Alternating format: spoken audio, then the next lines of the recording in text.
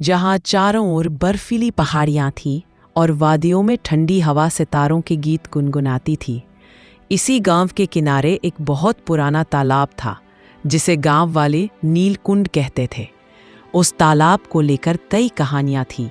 लोग कहते जो इस तालाब के किनारे दिल से कोई दुआ मांगे उसकी रूह कोई सुन लेती है, मगर कोई नहीं जानता था कि यह सच है।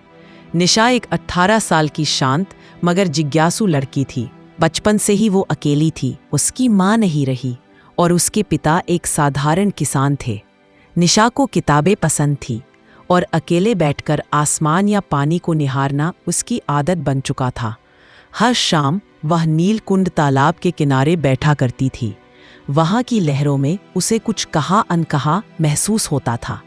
वो सोचती, कहीं कोई है जो मुझे देखता है, मुझे समझता है। एक चांदनी रात थी। चारों तरफ सन्नाटा और हल्की नीली रोशनी फैली हुई थी। निशा तालाब के पास बैठी थी जब अचानक पानी में कुछ हलचल हुई। निशा घबरा गई लेकिन उठी नहीं। तालाब के बीचों बीच एक रोशनी उभरी और उसमें से एक लड़का प्रकट हुआ।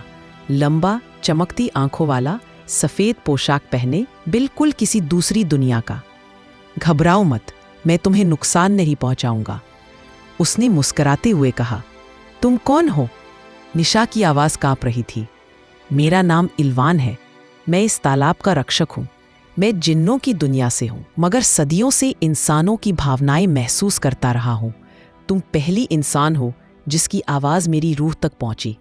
निशा हैरान थी मगर डर नहीं रही थी। इल्वान की आंखों में एक सच्चाई थी जो उसके दिल को चैन दे रही थी। अब हर शाम निशा तालाब पर जाती और इल्वान उसका इंतज़ार करता।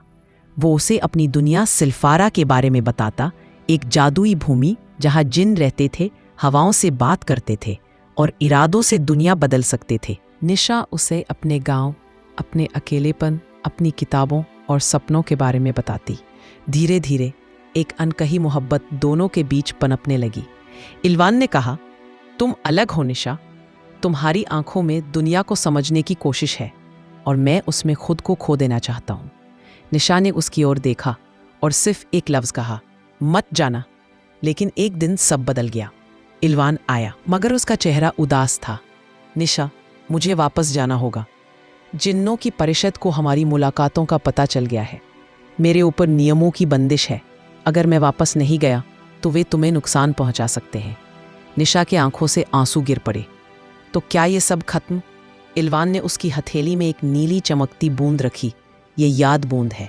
जब भी तुम इसे इस तालाब में गिराओगी, मैं जहां भी हूं आ जाऊंगा। चाहे 100 साल लगे, मैं लौटूंगा।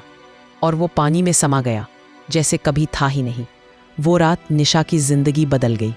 अब वो हर साल उसी तारीख को तालाब के किनारे जाती है, हाथ में वही नीली बूंद लिए, और आसमान की ओर देखती है। लोग सोचते हैं वो बस एक पागल लड़की है, मगर निशा जानती है कुछ मोहब्बतें वक्त की मोहताज नहीं होती, वो रूह में बसती है और एक दिन ज़रूर लौटती है। यह कहानी यही ख़त्म नहीं होती, क्योंकि कोई तो है जो इस वक्त भी उस तालाब के नीचे इंतज़ार कर रहा है। जब कोई दिल से पुकारेगा, वो फिर लौटेगा।